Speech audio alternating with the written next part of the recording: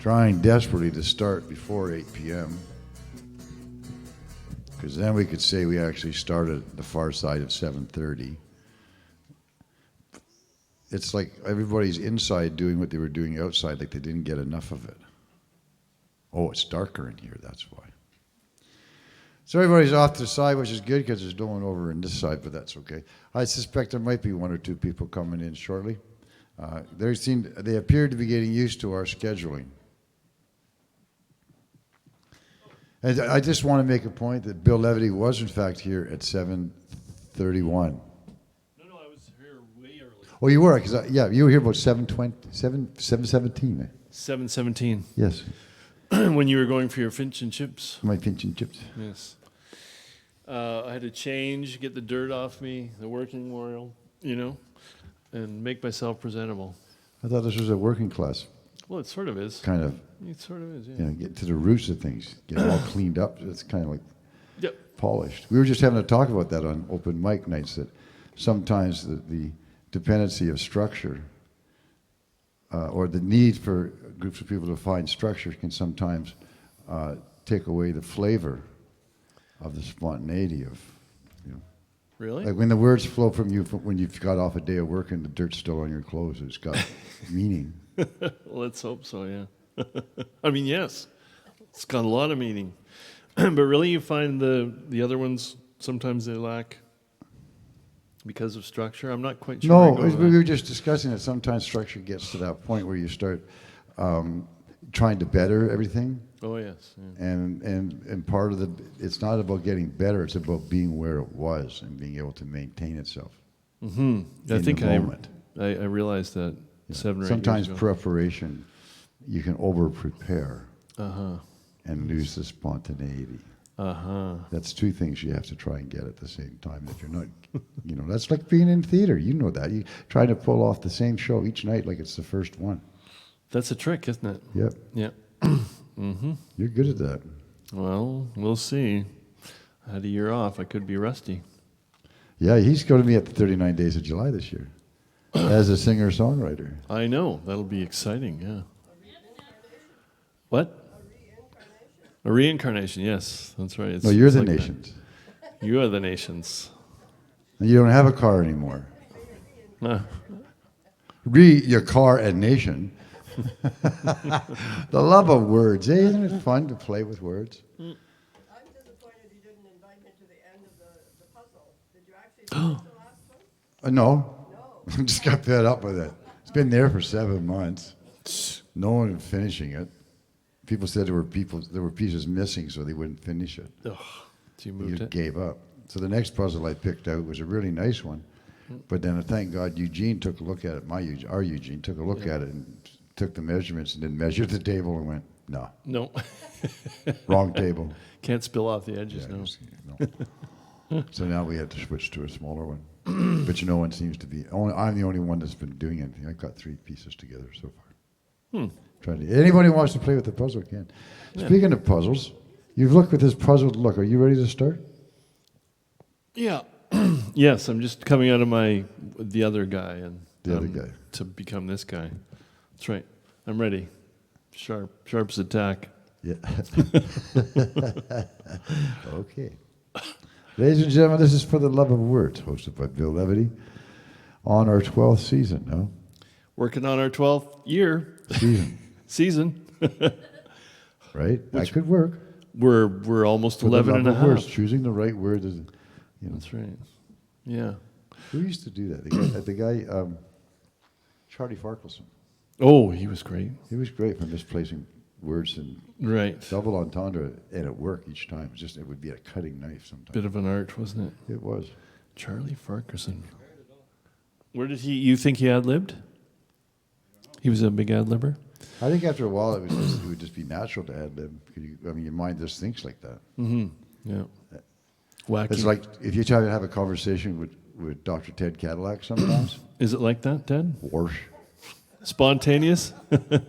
No, there's a whole new vocabulary in there. Right. That you get corrected in a whole, you could say a bunch of normal words that his family rearranged. His dad had a habit of doing that. Oh, nice. And keeping on to tradition. You thought of doing a dictionary? Tradition.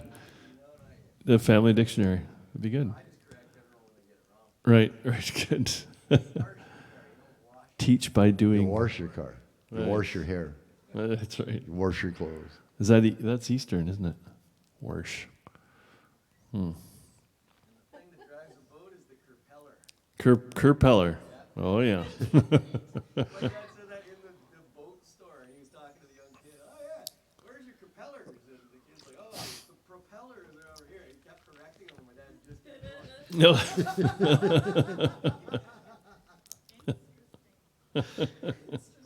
There's a lot of people like that in the room tonight. Isn't there though?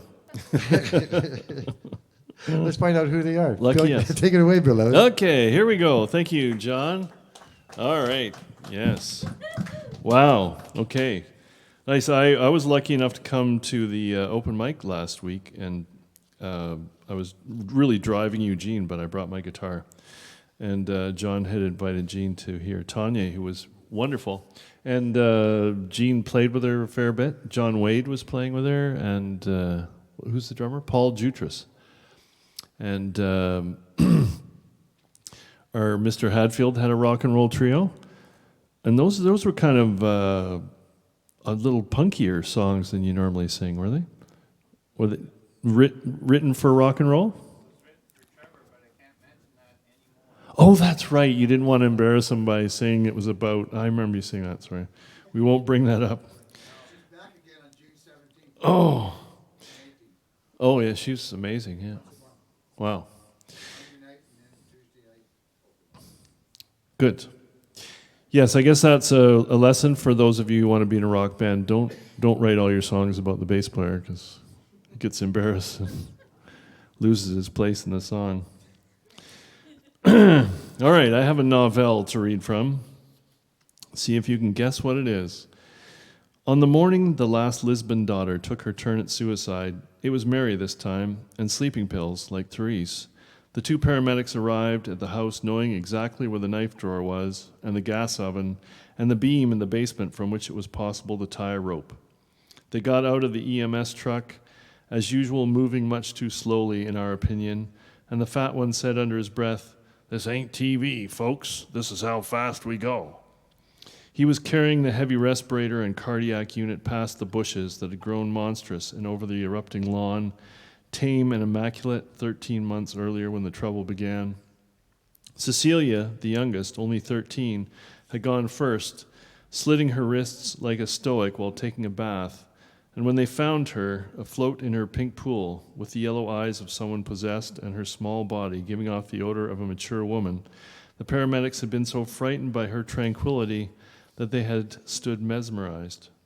But then Mrs. Lisbon lunged in, screaming, and the reality of the room reasserted itself. Blood on the bath mat, Mr. Lisbon's razor sunk in the toilet bowl, marbling the water. The paramedics fetched Cecilia out of the warm water because it quickened the bleeding, and put a tourniquet on her arm. Her wet hair hung down her back, and already her extremities were blue. She didn't say a word, but when they parted her hands, they found the laminated picture of the Virgin Mary she held against her budding chest. This was in June, fish fly season, when each year our town is covered by the flotsam of those ephemeral insects. There's your insects, Helen. Rising in clouds from the algae in the polluted lake, they blacken windows, coat cars and street lamps, plaster the municipal docks, and festoon the riggings of sailboats, always in the same brown ubiquity of flying scum. Mrs. Shear, who lives down the street, told us she saw Cecilia the day before she attempted suicide.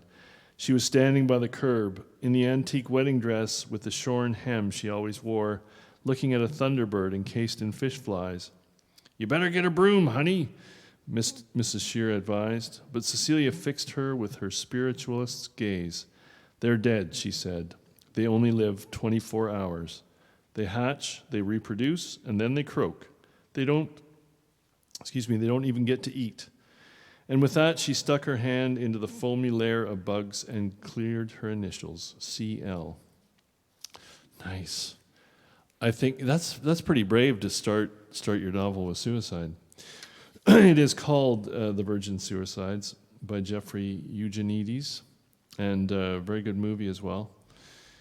The Observer calls it one of the finest novels in many years, a catcher in the rye for our time. What the heck is that? I think maybe what I miss most is the June bugs, the noise and the flapping and the smell, and then all the dead bodies the next day. Great for experimenting on. Mark, you were here so early, and Keen. Hi, he raises his hand. Here I am. Come on up.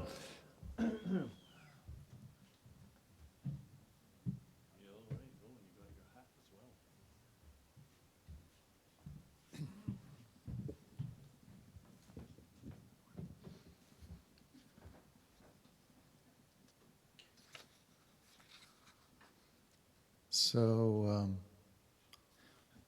it was 1992 when I bought this book. And it's by Nicholson Baker. Does anybody know Nicholson Baker? Oh, yeah. Thank you. He's a relation to me. I'm a baker. And when the book was written, it was, I think it came out about the same time as Madonna's Sex, actually, because I think I was in Prince Albert. I bought both of these books. And Vox is an extended telephone sex conversation. It's 162 pages, and it's just two people talking. And it's an intensely poetic book. And I'm just going to read 4 or 5 pages here. And I'm going to start at the beginning. "What are you wearing?" he asked. She said, "I'm wearing a white shirt with little stars, green and black stars on it, and black pants and socks, the color of the green stars, and a pair of black sneakers I got for $9. "What are you doing?" "I'm lying on my bed, which is made. That's an unusual thing. I made my bed this morning. A few months ago, my mother gave me a chenille bedspread, exactly the kind we used to have. And I felt bad that it was still folded up unused, and this morning I finally made the bed with it." "I don't know what chenille is," he said. "It's some kind of silky material?" "No, it's cotton chenille. It's got those little tufts in conventional patterns, like in bed and breakfasts." Oh, the patterns of tufts. I'm relieved." "Why?" she asked. "Silk is somehow..." You think of ads for escort services where the type is set in fake 18th century script for the discriminating gentleman, that kind of thing. Or Delique Intimates, you know, that catalog? I get one about every week. Right, a Deluge, lace filigree, Aubrey Beardsley. No, thank you. All I can think of is, "Ma'am, those silk tap pants you've got on are going to stain." "You're right about that," she said. "Someone gave me this exotic chemisey thing, not from Delique's, but the same idea, silk and lace. I get very moist when I'm aroused. It's almost embarrassing, actually. So this chemisey thing got soaked." He said, "The person who bought it for me said, 'So what? Throw it away. Use it once.' But I don't know. I thought I might want to wear it again. It's really nice to wear silk, you know. So I took it to the dry cleaners. I didn't mention it specifically. I bunched it in with a lot of work clothes. It came back with a little tag on it with a little dancing man with a tragic expression wearing a hat who says, 'You know, sorry, we did everything we could. We took extraordinary measures, but the stains on this garment could not come out.' I took a look at it, and it was very odd. There were these 5-dot stains on it, little ovals, not down where I'd been wet, but higher up on the front. Weird. And the guy who gave it to me had not come on me. He came elsewhere. That much I was sure of. So my theory is that someone down at the dry cleaners..." "No. Do you still give them your business?" "Well, they're convenient." Where do you live? In an eastern city. Oh, I live in a western city. How nice. It is nice, he said. From my window, I can see a streetlight with a lot of spike holes in it. From utility workers, I mean a wooden telephone pole with a streetlight on it. Of course. In a few houses, the streetlight is photo-activated, and watching it come on is one of those things, one of the most beautiful things. What time is it there? 6:12, he said. Is it dark there yet? No. Is it there? Not completely, she said. It doesn't really feel dark to me until the little lights on my stereo receiver are the brightest things in the room. That's not strictly true, but it sounds good, don't you think? What hand are you holding the phone with? My left, he said. What are you doing with your right hand? My right hand, at the moment, my fingers are resting in the soil of a potted plant somebody gave me that isn't doing too well. I'm sort of moving my fingers in the soil. What kind of a plant? I can't remember, he said. The soil has several small, round, polished stones stuck in it. Oh, wait, here's the tag. No, that's the price tag. And an anonymous mystery plant. You haven't told me what you're wearing, she said. I'm wearing, well, a bathrobe and flip-flops with blue soles and red holder honors. I'm new to flip-flops. I mean, since moving out here. They're good in the morning for waking up. On weekends, I put them on and I walk down to the corner and buy the paper. And the feeling of that thong right in the crotch of your toe, man, it pulls you together. It starts your day. It's like putting your feet in a bridle. Are you into feet? She asked. No. On women? No, they're neutral.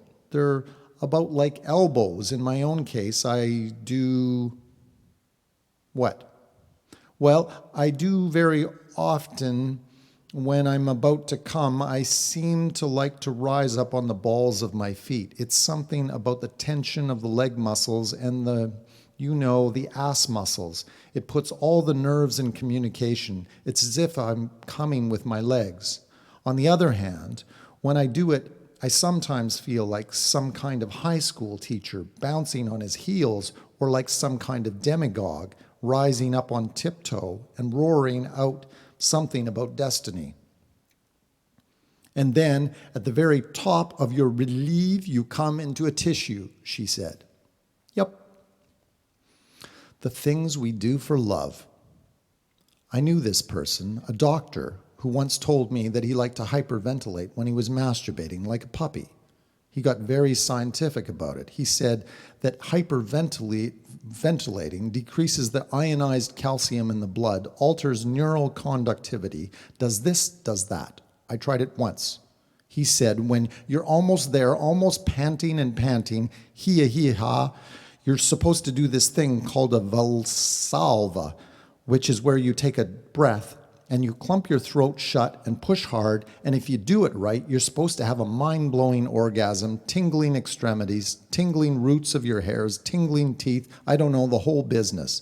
I didn't have much success with this technique, but he was this huge man, huge coarse beard, huge arms. He loved large meatball subs with that orange grease, and he was so big and so innocent and actually quite shy that the idea of him gasping, his eyes squinted shut, right, hunched over his male organ, though I have to say I was never quite able to picture his male organ, but the idea of him intentionally, deliberately gasping and swallowing was enough to help me toward a moment or two of pleasure myself.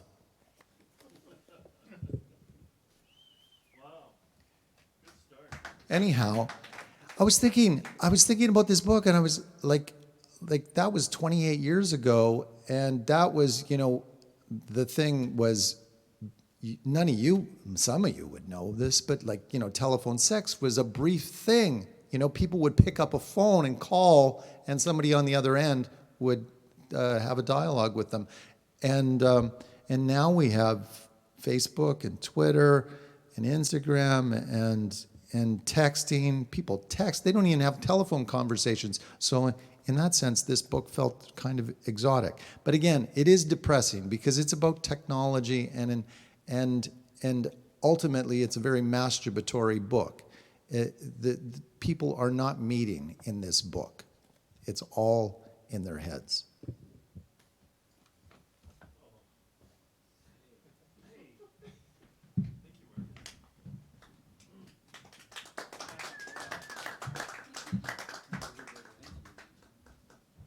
Well, don't people still have phone sex despite the technology? I mean, it's still better than. I think what's the FaceTime where you can look at people? That I would have trouble with that if it was. It's kind of better to be anonymous almost. I'm embarrassed to talk to my kid on FaceTime. Just the faces in your phone. I'm just not used to it, I guess.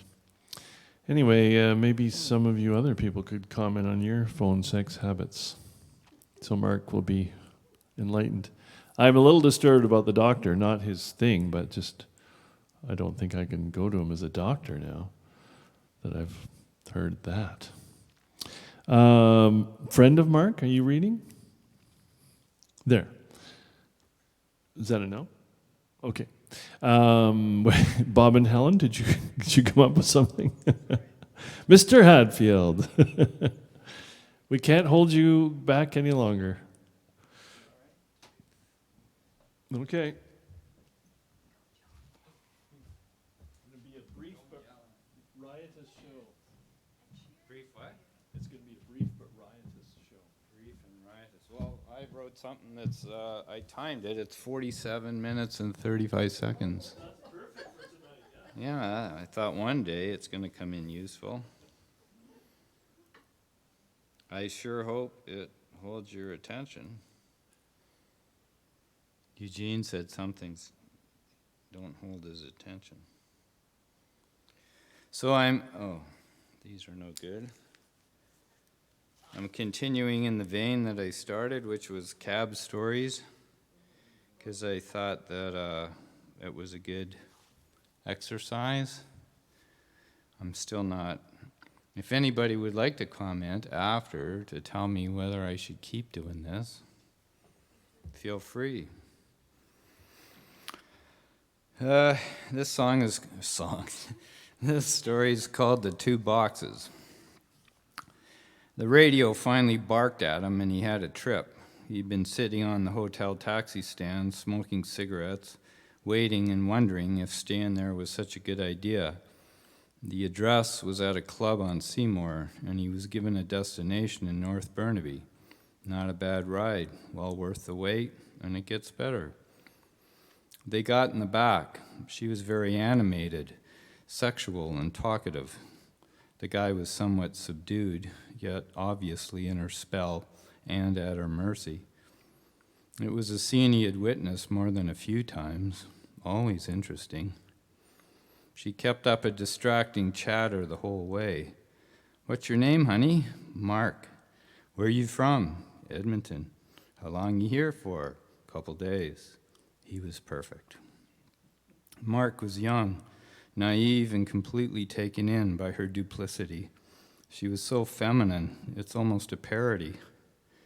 He got in deeper at every word, every gesture, every touch to his legs and arms.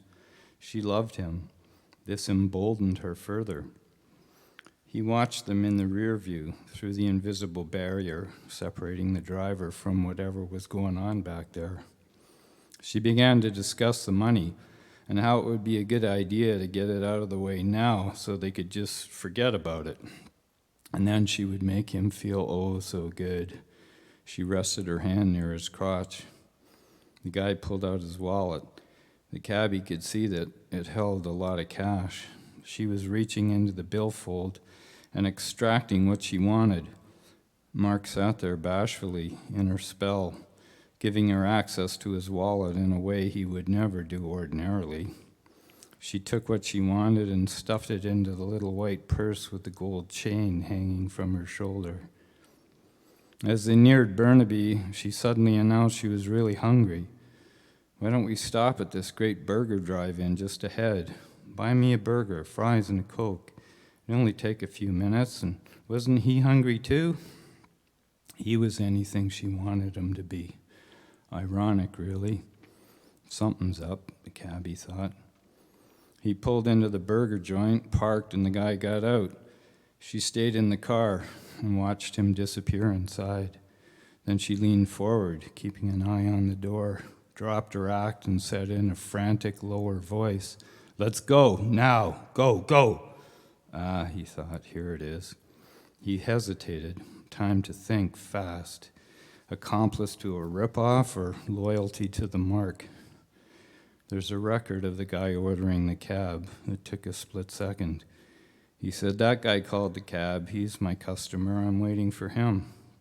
She said, "I've got this cab now, and I have money. You listen to me." "Not gonna happen," he says. She reacts immediately to that news, throws the door open and bolts down the street. A wobbly, full-tilt run on her platform shoes, her white purse bobbing on her hip with all the ill-gotten loot. He watches her disappear down a side street.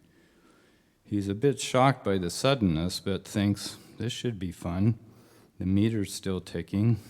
He hasn't been paid yet, and both passengers are gone. He lights up a cigarette and waits. Finally, the guy comes out carrying the 2 boxes of food and drink. He heads for the passenger side door where he left from and gets in the back. "Where did she go?" he asked, looking back expectantly at the building. "To the washroom?" The smell of burger and fries is filling the car. The cabbie's mouth starts to water as he hasn't eaten yet. They make a great burger there. He takes a deep breath and says, "She left soon as you went in the door, took off down the street, went that way." He points to the side street. The guy has a really puzzled look on his face, still holding the boxes in his hands, unsure of what to do next. He absently repeats, "She took off?" He says, "Yeah, she did. I'm sorry, but I think you've been ripped off. She wanted me to drive away, but I wouldn't. She bolted pretty quick. It's what they do when they can." "What do you mean?" the guy says. "It's what they do." He takes another deep breath, not sure how explaining the deception is going to go over. Some guys would get real pissed when they find out, take the rage out on the person closest at hand, maybe even accuse the cabbie of being in on it. Others would be so ashamed they had been duped that they just want to slink away. It looked like a girl, and a mouth is a mouth, so this guy seemed pretty tame, like a slinker. So the cabbie starts talking, gently at first, breaking the bad news a bit at a time. The guy has no idea he's been doubly duped, left holding 2 boxes, so to speak. "Well," says the cabbie, "first off, that wasn't a girl." He waits. The guy says nothing. "She was a transvestite." He winced a bit as he said it, waiting for the reaction. The guy takes in this piece of the puzzle very sheepishly, looking down. He continued, "She took off because she had your money and didn't want to be found out." As a cab driver, it was so obvious to him. He had seen guys completely taken in before, especially when it's dark. But this was in broad daylight. Her chances of being found out were much higher once the client's raging hormones had been satisfied. It was not unusual for the man to beat the shit out of the worker once they realized what had happened. Getting the money first and taking off was a survival move in her jungle. The cabbie lets him digest the information for a bit and then says, "What would you like to do now?" The guy says, "Well, I guess just take me back downtown." The cabbie smiles to himself. Guy says, "You want the burger?" "Sure, thanks, but let me pay you for it."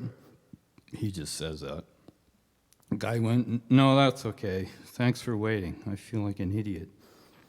At that, he hands the box of food over the back of the seat. On the way back downtown, the cabbie commiserates with the guy, trying to ease the pain. He still hasn't been paid, so he's playing it safe, keep the customer on side. As they near the downtown, the only sound becomes the slurping of the last of the soda up the straws. In his cabbie mind, he's thinking and smiling. How could this have gone any better for him? A return trip to downtown with no acrimony, a great dinner, and something out of a movie. What a story for the boys tonight at breakfast. The end. Thank you.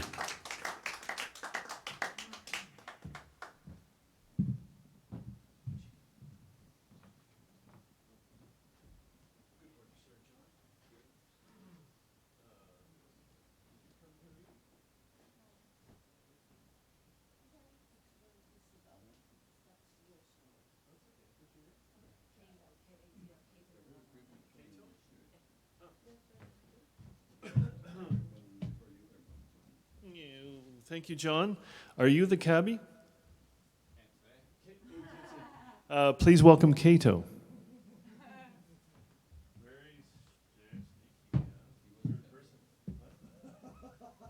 Thank you. Sure. We'll see. This is real short. You don't really need this microphone, do you? I mean, there's nothing. You do? Okay. Ordinary moments. I want to know why, as I look up in the sky, standing in this skin, on this ground I go, I flow, I feel, I know, and see how many times making rhymes I struggle. Oh my God, if I get out of this one, I'll never not be grateful and be the best version of me I can be. Always be the best version of me I can be. But now is now and here in the ordinary moments. I strive and struggle to be in the light without a fight, open and present and in the wonder. No matter how much thunder has come, inflated, created in my mind, me, to be less self-possessed and poised to give, forgive, and revel in just what is.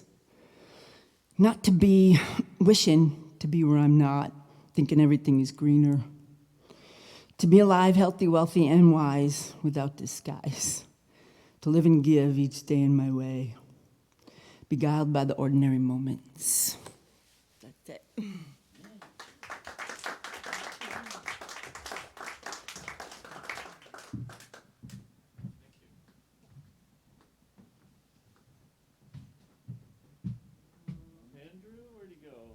want to do anything by memory or? No. You too? It must be Rachel's turn then. No? No. Yeah, you could tell us a story. This is also a storytelling night. It doesn't require words written down. One of you want to tell a travel story?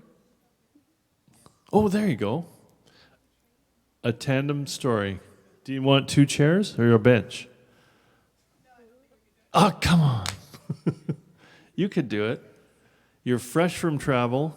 It's all, circulating in your mind. No. All right, we tried. All right, then to finish off, I guess we're headed to the pub early tonight. Nice. Yay. Well, that's right. Another classic.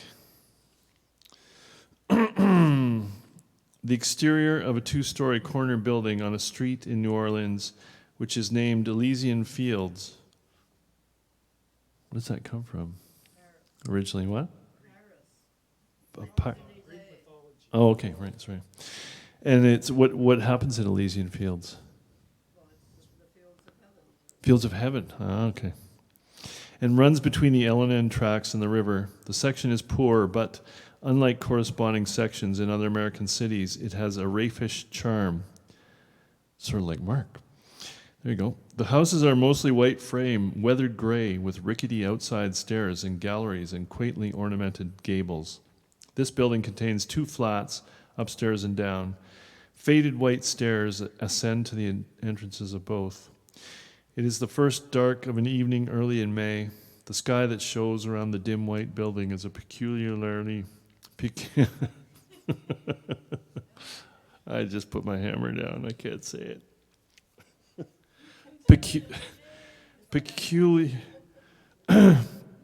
Okay, concentrate. Peculiar.